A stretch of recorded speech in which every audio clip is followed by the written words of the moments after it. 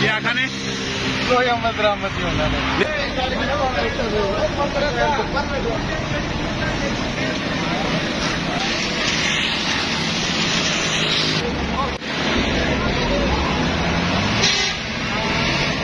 मंगवाने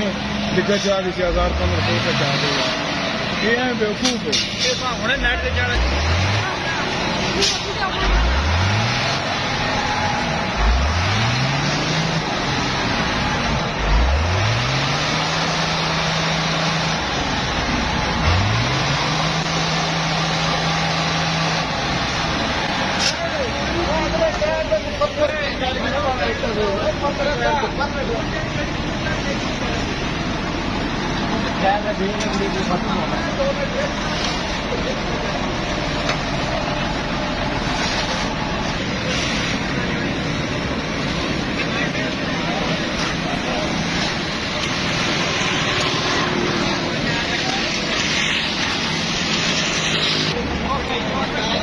अरे नाल जोड़ गया बूटे नाल